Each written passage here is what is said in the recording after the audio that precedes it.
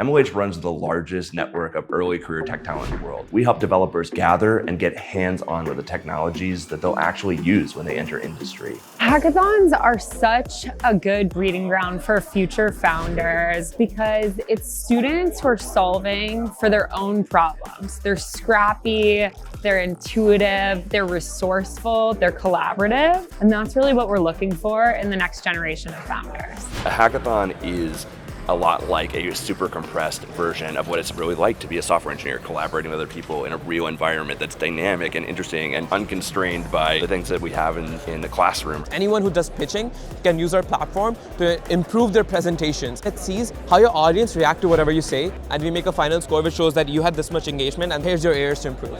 People really saw the potential in this idea, and luckily MLH did as well. Thanks to them, we were able to talk to Reach Capital. They told us what we need to improve on so that this is a proper product that can be rolled out in the market. And I'm here presenting at the AI show at ASU plus GSV in San Diego right now, all thanks to MLH. One of my favorite experiences that we've had was when we were at Dandy Hacks and we met Yusuf and Safa, who were building to democratize access to tutors through AI. We developed Insightfully.study, a platform dedicated to converting AIs into tools that guide users toward a solution, rather than simply giving it to them.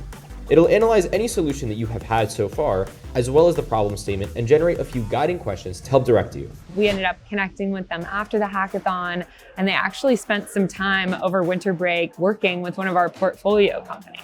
Making the effort to go to these MLH events and kind of meeting with the winners one-on-one really illuminates kind of how accessible these things are if you have the right opportunities and if you have the right chances. Opportunities like these allow you to branch out in different ways, and I think that's the benefit of it.